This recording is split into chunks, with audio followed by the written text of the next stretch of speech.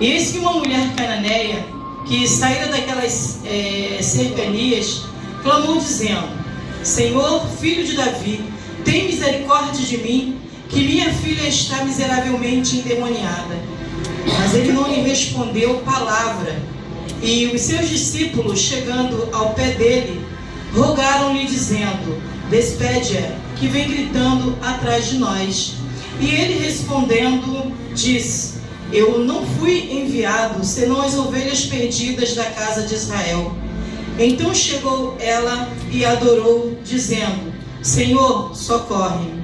Ele, porém, respondendo, disse: não é bom pegar no pão dos filhos e deitá-lo aos cachorrinhos. E ela disse: sim, Senhor, mas também os cachorrinhos comem das migalhas que caem da mesa dos seus senhores. Então respondeu Jesus e disse-lhe: ó mulher, grande é a tua fé, seja isso feito para contigo, como tu desejas. E desde aquela hora a sua filha ficou sã. Toda a igreja junto, vamos repetir o versículo 25. Toda a igreja. Então chegou ela e o adorou, dizendo: Senhor, socorre. Aleluia. A igreja poder sentar em nome de Jesus. Eu estava fortíssima. Eu estava lendo essa passagem. Eu já ouvi há muito tempo atrás sobre essa passagem. Eu vi vários pregadores pregando sobre essa passagem, mas isso foi há muitos anos. E eu estava desde quando a pastora me falou que eu ia trazer a mensagem no dia 28, eu comecei a ler. Eu queria outras passagens que pudessem falar mães de joelho e filhos de pé, que nós temos várias passagens na Bíblia, temos Débora, temos muitas, e eu não conseguia achar nada para estudar, para falar, só me vinha essa aqui na mente da mulher cananeia. Então eu fui li a passagem e fui um pouquinho a fundo, porque eu queria saber por que Jesus tinha tratado, era um tema até meio que pesado, por que tinha tratado, ela tinha feito uma comparação dela com um cachorrinho. E ali eu fui procurar saber o porquê disso aí, porque às vezes a gente ganha oportunidade para pregar e a gente não vai tão a fundo, não quer saber o porquê, não quer descobrir algumas coisas. E ali eu pude, dei uma pesquisada, andei pesquisando, e vamos entender por que disso aí. Por que Jesus tratou dessa forma? Vamos lá, por que ele fez essa comparação? A Sírio-Fenícia, Tiro e Sidom estavam localizadas na Fenícia, atualmente, que é o atual Líbano, ao norte da Galileia, desde os dias de Pompeu, 64 a.C. A Fenícia estava anexada à Síria. Sidom distava aproximadamente 32 quilômetros de Beirute, a capital do Líbano. Os fenícios dominavam o mundo da navegação. Os reis de Tiro, no passado, haviam feito uma aliança com Davi e Salomão, em que enviaram madeira e mão de obra especializada para a construção do templo. Em contrapartida, Salomão enviaria para o rei Irão e seus sucessores mantimentos e cereais que a população de Tiro precisava. As consequências deste acerto foram catastróficas para Israel, pois Etibal, sucessor de Irão, fez essa aliança com Israel através do casamento de sua filha Jezabel com o rei Acabe. Jezabel introduziu o culto a Baal entre os israelitas, o que levou à ira divina e desembocou nos cativeiros assíricos e babilônicos. E a mulher cananeia vinha da descendência histórica daqueles povos que trouxeram tanto sofrimento ao povo de Israel. foi aí que eu comecei a ver o porquê da comparação. Porque na realidade, essa mulher era descendente de lá. Então ela trouxe sofrimento e consequentemente a ira divina desceu sobre aquele local. Então aí eu pude ver por que a comparação. E nessa comparação aí que eu estava fazendo, nesse estudo também, eu vi durante essa passagem aí, que apesar de tudo, da comparação que Jesus fez, do que Jesus falou, das 4 ações que ela tinha, as 4 ações da mulher cananeia, que era a determinação, que era a esperança, a força de vontade e a perseverança. Muitos de nós, às vezes, não é nem receber ofensa, não é nem por ser ofensa, mas aqui quando Jesus fala aqui assim, mas Jesus não lhe respondeu palavra, e os seus discípulos, chegando ao pé dele, rogaram-lhe dizendo, despede-a que vem gritando atrás de nós. Ela continuou perseverando, ela continuou ali com Jesus ali, correndo atrás do objetivo dela, porque ela tinha uma filha endemoniada e ela só queria a libertação da sua filha. Mas Jesus, infelizmente, ele não disse nada, ele não falou palavra alguma. E ela continuou perseverando, ela continuou insistindo, porque ela sabia que se ela não insistisse, que se ela não corresse atrás do seu objetivo, da esperança que estava em seu coração, ela não ia obter a libertação da sua filha. Então ela ali continuou insistindo. E Jesus ali falou. E ele respondendo disse, eu não fui enviado, senão as ovelhas perdidas de Israel, da casa de Israel. Então chegou ela e adorou, dizendo, Senhor, socorre-me. E da mesma forma ela foi perseverante, porque ela continuou adorando ao Senhor, pedindo a Ele que a socorresse, porque ela não queria que aquela esperança do seu coração, que era de ver sua filha sã, a mesma esperança que nós pais, nós mães temos aqui, de ver os nossos filhos libertos, de ver os nossos filhos na presença do Senhor. Então nós também temos essa esperança, e ela também teve essa esperança, só que ela é o contrário de muitos de nós que estamos aqui. Ela, com essa força de vontade, ela tinha uma característica incrível, uma das virtudes que muitos de nós precisamos ter, que é ser submissa. Nós temos que ser submissos. Temos que ser submissos e saber que estamos debaixo do domínio de alguém. Aleluia. Temos que muitas das vezes ser submissos. E quantos de nós não queremos ser submissos? Queremos passar por cima, fazer a nossa vontade, e sabemos que precisamos ter a vontade do Pai, a vontade do Mestre. E mais uma, além de ser submissa, ela era uma pessoa humilde, que aceitava a repreensão e não ficava indignada. Outra, ela recebe a palavra de Deus com mansidão. Agora nós vamos lá. Por que isso tudo aí? Jesus falou, e porém respondendo disse, não é bom pegar no pão dos filhos e deitá-lo aos cachorrinhos. E ela disse, olha a humildade. Sim, Senhor, mas também os cachorrinhos comem das migalhas que caem da mesa dos seus senhores. Quantos de nós, se formos tratados dessa forma aí, como essa mulher foi tratada, que Jesus fez essa comparação dela com o cachorrinho, quantos de nós hoje, no momento, não daríamos as costas para a palavra de Deus? Quantos de nós hoje não viraríamos as nossas costas e eu ser tratada dessa maneira? Que isso? Jesus me tratar dessa maneira?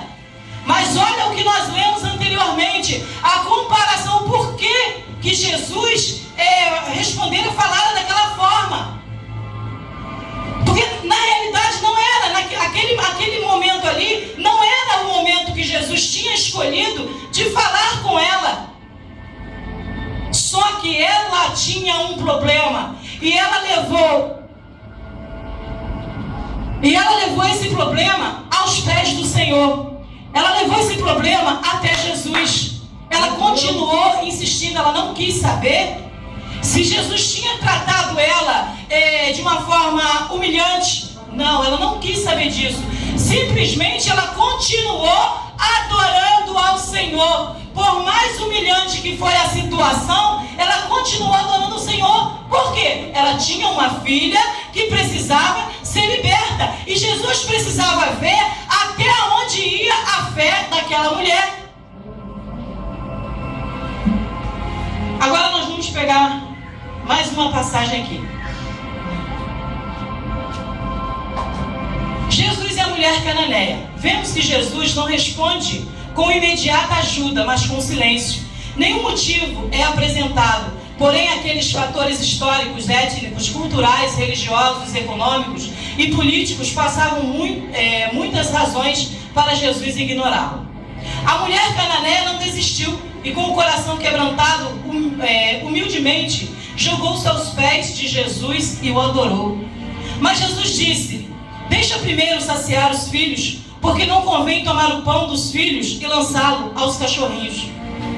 O que faríamos nós se alguém nos tratasse dessa forma? O que você faria se alguém te tratasse dessa forma? Se alguém fizesse essa comparação para você, como que você reagiria? Deixaria tudo aqui a igreja? Se a pastora, por exemplo, fizesse essa comparação, você deixaria tudo e sairia de porta fora? Ou você teria humildade, mansidão e continuaria no seu canto adorando ao Senhor em espírito e em verdade? Muitas das vezes nós estamos prestes na casa do Senhor a receber a bênção, e porque um irmão ou uma irmã ganhou uma oportunidade e falou algo que não nos agradou, e nós viramos as costas, nos retiramos e perdemos a bênção. É verdade. Perdemos a bênção porque não fomos humildes o suficiente para sentarmos no nosso canto e aguardar do Senhor a libertação, a cura, um milagre a qual viemos buscar. Mas muitas das vezes, por não sermos humildes nem perseverantes, o que acontece? Nos retiramos, damos as costas. Na hora que o anjo está ali bem pertinho de você,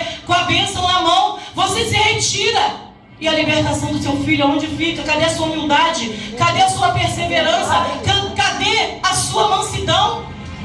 Aleluia! Então é por aí, às vezes nós perdemos a bênção, porque não sabemos esperar, porque uma palavra nos fere, porque uma palavra nos magoa. E aí? E se Jesus estiver no momento te testando, te vendo que tipo de filho, que tipo de servo você é? Aleluia!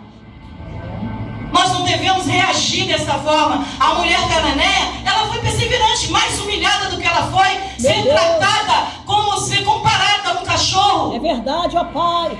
Ela, quando foi comparada, ela prostrou-se aos pés dele e o adorou. Ela prostrou-se aos pés dele e o adorou.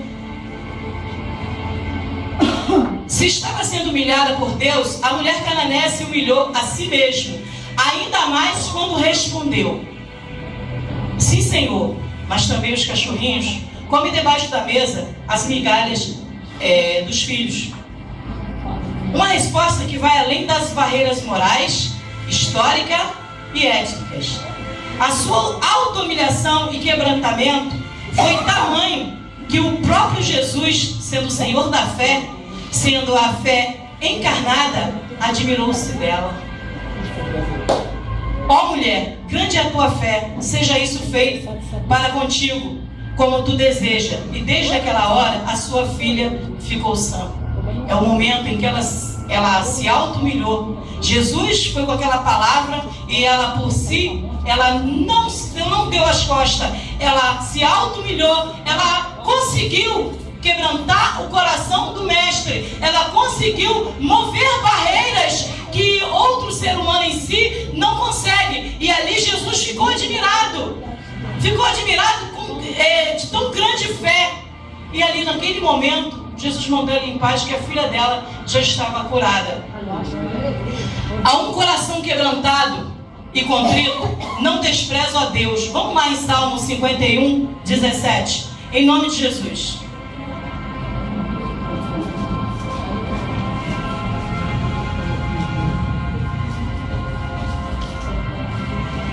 Salmo 51, 17. que nos fala assim: o sacrifício para Deus são espírito quebrantado, a um coração quebrantado e contrito não desprezará, ó Deus. Isso é tremendo. O Senhor viu o quanto aquela mulher estava com o seu coração quebrantado, estava com o seu coração contrito. Se há algo que Deus não resiste, é a perseverança. Então que nós venhamos ser perseverantes, que nós venhamos ser, a cada dia ser perseverantes, como esta mulher foi. E assim conseguimos algo da parte do Senhor, porque quantos de nós dobramos os nossos joelhos, quantos de nós oramos pelos nossos filhos, mas não suportamos qualquer ofensa, qualquer palavra.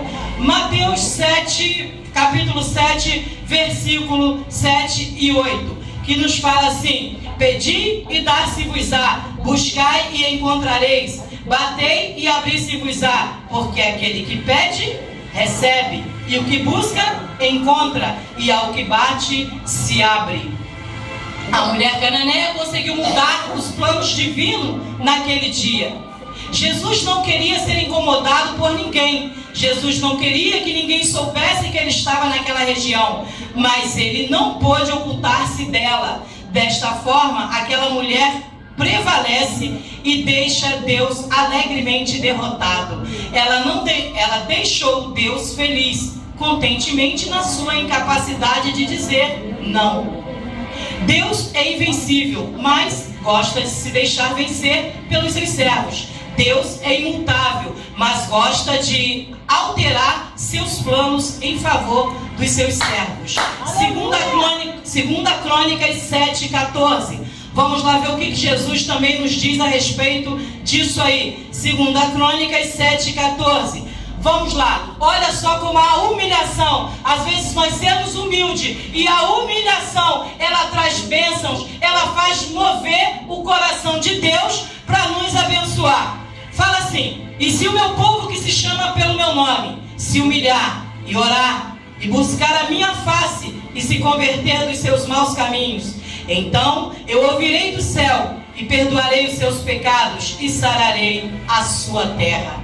É maravilhoso nós vemos o quanto Jesus trabalhou, o quanto Jesus tem trabalhado na vida dos seus. Acabando isso aí, Deus é cheio de sabedoria, mas gosta de ser surpreendido pela sabedoria de um coração que ama alguém. Então que nós possamos